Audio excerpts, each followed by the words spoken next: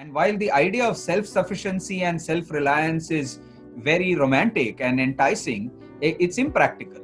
Average is quite clearly not a winning formula anymore. So I think a degree of excellence is absolutely something which everybody should cultivate. If you watched a television ad or you saw a billboard, it required you to get into a store and then actually buy it. Whereas in today's world, you can seamlessly transit in the digital world from exploring something, getting to know of something, and a point of information, interest, consideration, and quickly move into the purchase. And actually, the classic funnel, being upturned is a very important dimension, and very often people do not think of it that way. So if you have to visualize technology, process, and people and uplift all three, which is greater technology in business, rewiring of processes so that they actually can leverage the new technology, addressing the people aspect, whether it comes to culture, whether it comes to skills and the kind of talent that actually runs the businesses. If this triangle works in tandem, then that's, I think, the ideal process for digital transformation. Everybody discusses it, but how do we bring that into practice is a matter of actually getting into the game and then beginning to play it. And then, as you go along, you discover, what works and what doesn't. The young have always created movements and created revolutions, right? So this idea of very high drive, a very big focus on sustainability, and you could call them purpose driven or whatever in jargon terms. And the third is just a greater degree of openness to multiple options and to be able to do multiple things. Welcome back to the second episode of Stch'd with Rahul. And as promised, this time with Ishan and Anish. One, a budding doctor from United Kingdom, and the other studying economics and psychology and political science in UPenn, United States of America. Rahul, I'm going to go into a rapid fire round with you. And then I'm going to have a great session with these two boys regarding what they think is going to be the solutions going forward. So here's a rapid fire round for you, Rahul. Cook for your wife or play golf in your backyard? Cook for my wife. Okay. Politically correct, huh? Work from home or work from office? Work from office. Work from office, right? And the social connection, yeah, work from office. All right, fair enough. Football or racing? Well, football definitely when Liverpool is playing, and an occasional time when it's not and there's nothing on the telly, then I'm happy to be watching Formula One. That would be the second place to go to. Which social media app are you addicted to? I love Facebook and Twitter equally, and I think I'm hooked on. They kind of on my chart of what apps I use on my phone. They are the number 1 and 2 on social media. Okay, last piece of content which moved you. I think I love the last piece of work that I saw from an advertising or professional perspective. The Nike ad which went out immediately in response to the recent crisis on Black Lives Matter. I think that was terrific. It was immediate, and that was quite a nice way of immediately commenting on what was happening in society and taking a stand. So I love the Nike work. Okay. So have you ever taken a TikTok challenge yourself and recorded it?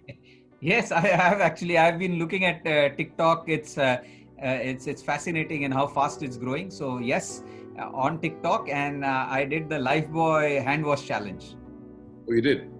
Okay. I did the Lifebuoy hand wash challenge. That was a fantastic challenge. It was a fun video, yeah. Okay, Bunny Heist or Patal Lok?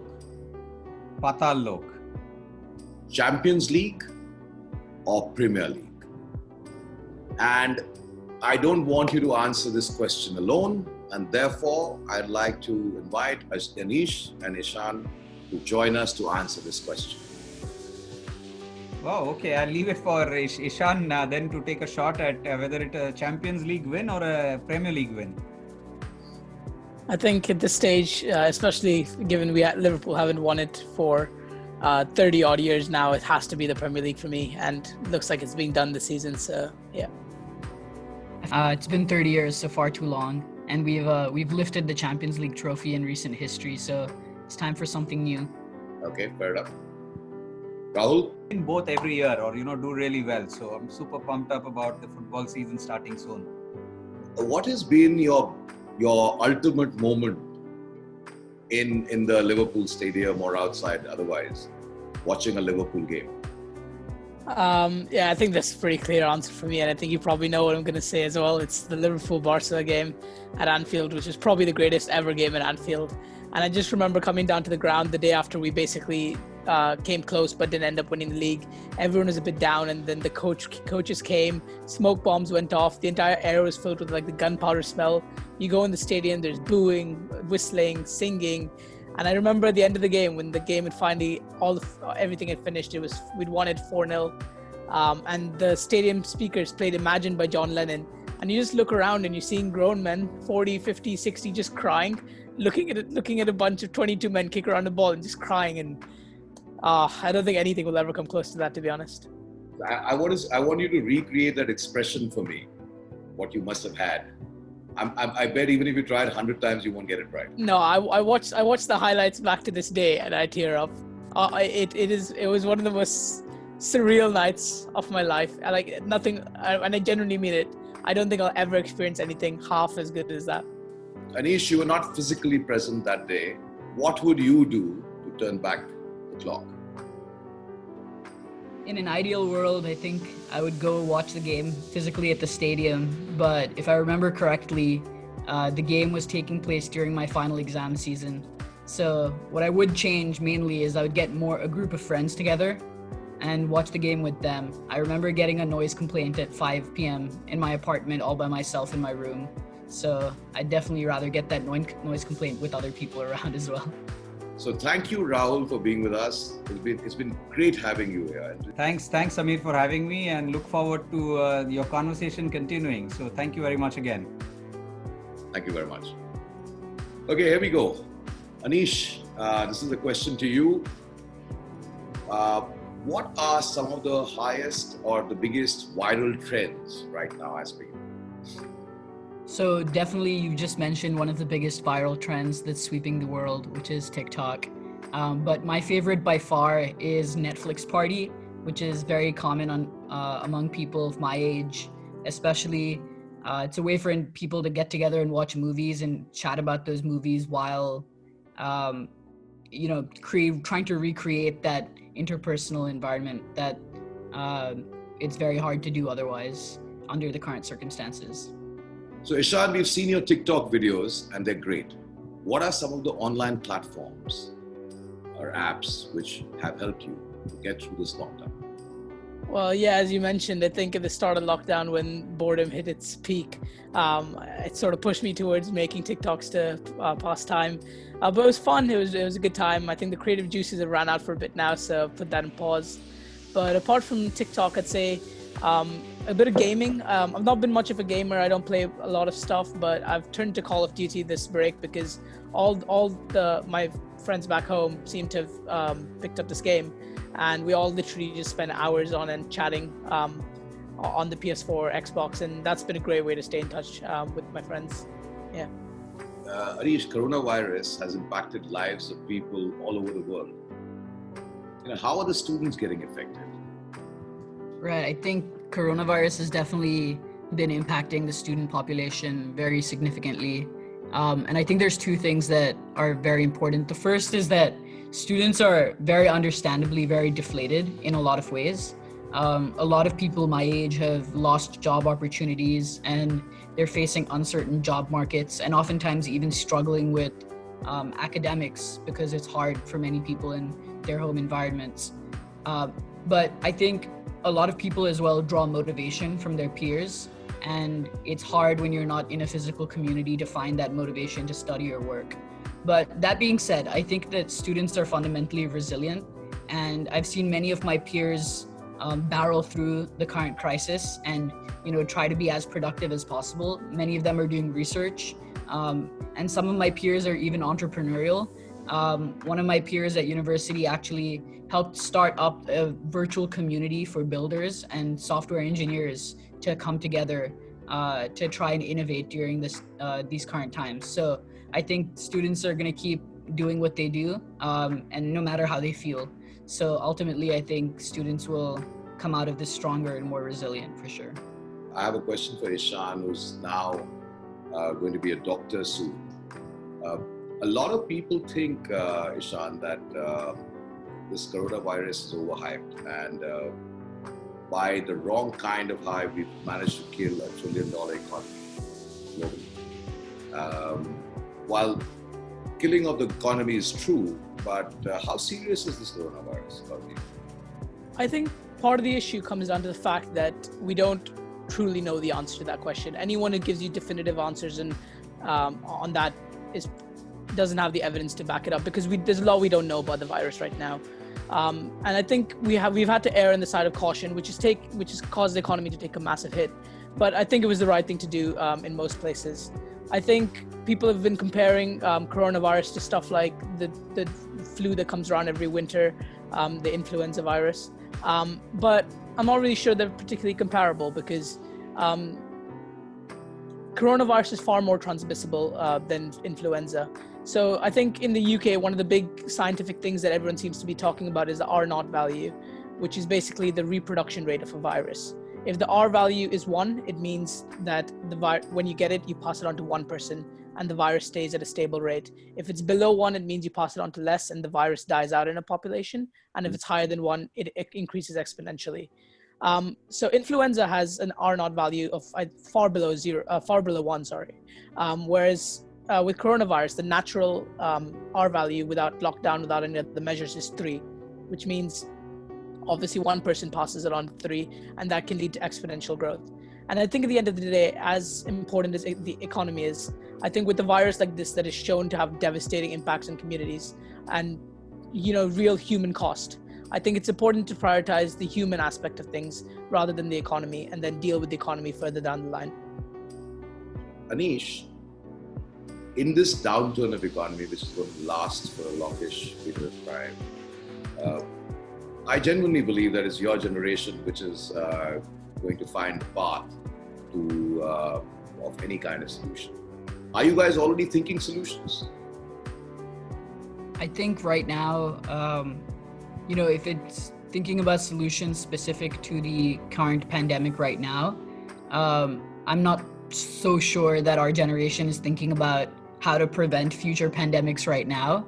But I think our generation is, in terms of the overall crises that we're facing with the climate crisis going on and things like that, is currently advocating for a lot of different reforms and changes. So I have seen many of my peers be on the front lines, either as activists or in terms of contributing to causes specifically. And I think our generation is definitely looking for solutions. And I think we're also trying to put ourselves in the best position to find them later on and be able to execute on those solutions. Transparency and sustainability are two very critical things, and more so, it's been seen that your generation believes in these two. Absolutely. I think that transparency is one of the core values of leadership that companies and political leaders around the world need to exhibit right now. Individuals on the ground don't follow governments, or I guess they don't actively believe in governments or trust governments that are not transparent. And so having that flow of information is not only vital for the decisions that people make on the ground in their daily lives, but also in creating that sense of legitimacy. Sustainability is another value that our generation cares a lot about. It's the millennial and Gen Z generations care a lot about things like climate change. And oftentimes they're concerned with political situations in countries that veer away from the core values around those issues. So they definitely care a lot about both those issues right now. Yeah, I'd probably agree with that. And I think one of the weird phenomena I've noticed in, at least I can only speak to UK universities, is there seems to be a massive polarity between political ideologies from the youngsters versus older generations. I know that in UK universities, the general election just passed by, but in nightclubs and stuff, people would chant Jeremy Corbyn's name. And you'd think that Labour would win it by a landslide if you went by the people around you, because I think university becomes an echo chamber, because Labour sort of tried to pander to the youth population in terms of transparency, sustainability, etc. Whereas the Conservatives don't really appeal to the youth as much. You both are aware that digital transformation is one of the key things which everybody's thinking of today. With all this combined together, artificial intelligence, digital transformation, and of course, the whole IT industry. When you combine all this, does this bring, and social media, of course, does this bring bigger pain or a better progress? And how do you balance the two? I think that it definitely, my answer would be that it brings progress, and I think it brings progress for the better. And I think it does so with many risks that crop up along the way, but those are definitely risks that we have to try and work on mitigating as we move through that progress. So social media is, I think, liberating and empowering for many individuals in many communities, whether it be helping small and medium-sized businesses start up, reducing some of those barriers to entry in many different industries, as well as fostering an entrepreneurial culture that allows individuals to, for example, if you look at marketing specifically, the way that young influencers have started to market themselves and create their own brands has been something that, previously we'd think unthinkable. So I definitely think that social media is a mark of progress, and that on net that it's beneficial for our world. I do probably echo the sentiments of Anish to a certain extent, but I also am quite wary of the fact that, with stuff like Alexa and Siri, stuff that's permanently listening to you, I think right now there doesn't seem to be any, major privacy concerns that are currently there, but it's a slippery slope when a device is listening to you all the time, and there's, let's say, a body of evidence that suggests that the information isn't necessarily being stored in a place and not being used, and it is probably being used to direct adverts and stuff. And while that's fine, and while that's probably good for the consumer and the businesses, if that falls into the wrong hands or it gets misused in some way, there's actually quite a great scope for things to be used in a malicious way, I'd say, in the future. So, Anish, you want to make a career in consulting eventually, right? And how do you think the skill sets will change here onwards? I mean, does COVID have an impact on the kind of skill sets consulting companies will be looking at? Well, for sure, we're going to have to learn how to interview online as opposed to in person. So developing that rapport is definitely a skill that companies will be looking for. But speaking more directly to that question, I think that one of the things that the coronavirus pandemic is forcing individuals of our generation to do is be resourceful and use that resourcefulness to achieve productive ends. And I think companies are going to be looking specifically at how individuals spend their time. And while I do think that companies are going to be broadly understanding of the difficult situations that people are going through right now, people who are able to be resourceful and really work on those skills, for example, doing independent research or working on an independent side business or something like that, those are individuals who will truly come out ahead out of this pandemic. Would the skill set in the medicine now completely shift over to tech? I mean, will that be more pronounced in your course? Well, yeah. So obviously there are massive changes going on throughout. Even currently, there are probably changes where technology is being added in, surgery from remote locations, microsurgery, laparoscopic surgeries, keyhole surgery is going leaps and bounds, and there is a massive market for that, and that is going to be the future of medical innovation. But that relates more closely to the surgical aspect of things, and obviously surgery is only one aspect of the of medicine. So I'd say, yeah, when it comes to surgery, I think people have to stay up with the progress, because increased innovation leads to better outcomes, leads to better patient safety. And I think, you need to embrace that fully in the surgical aspect of it. But in terms of the just sort of medical aspect of it without the surgery, I don't see much technology. I think you can get tools, but I think it's still going to be very human-led, unlike the surgical area. So engineers are not the only ones who are going to change the future of medicine. No, they'll change the future of surgery, but I think the medicine will still be driven by the doctors. Right. Fair enough. Anish, where does your love of debating come from? Where did you acquire this skill? Yeah, I think I acquired the skill originally, if we go way back, from doing a lot of acting as a kid. And then I found out that not only did I love the performative aspect of debate, and so I also love the argumentative side of it, as Ishan knows and as Dad probably knows as well. And so debating has been something that for me has allowed me to continue to push myself, to force myself to try and reach higher heights, competitively as well as intellectually. And so it's always been something I'm good at, and so I've always been trying to get better at it. It's been a lot of hard work in terms of if you're going to weekends back to back, that means I've been traveling approximately 8 hours at least every week. And so that travel is often very difficult, and it saps a lot of energy out of me, especially while pursuing my education as well. But it's something that I really love doing, and the preparation is a lot of hard work. It's a lot of research. It's a lot of practice. I think even outside of the 48-hour window of tournaments every week, I spent about 5 to 10 hours practicing outside of that for most of my career. So I think that, you know, it's something that you have to push yourself to get better at. You have to basically memorize argumentative strategies.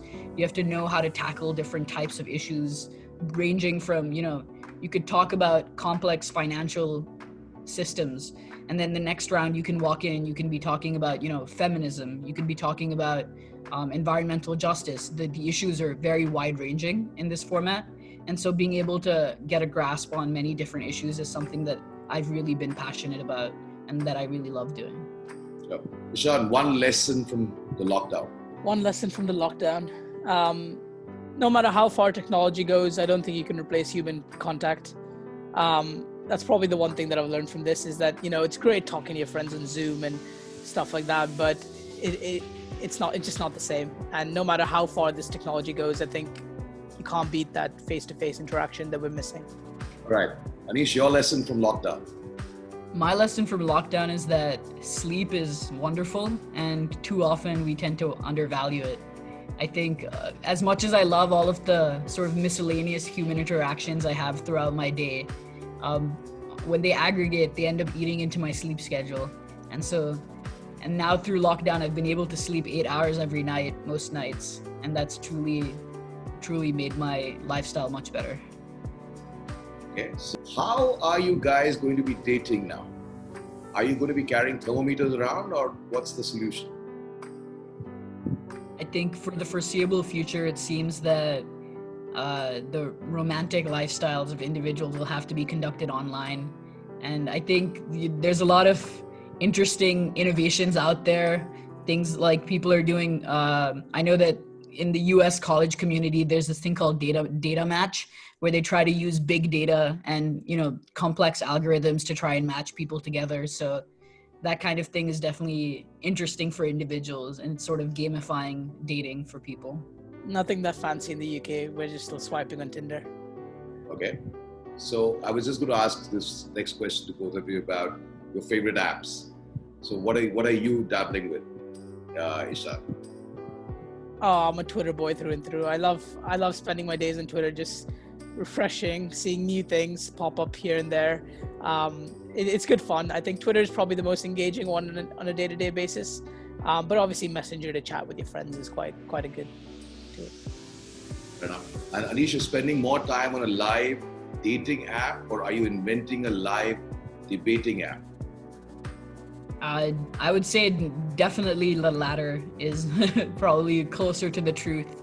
I've been leveraging Discord recently to try and create a virtual practice community for the American Parliamentary Debate League for people who want to keep debating through the lockdown.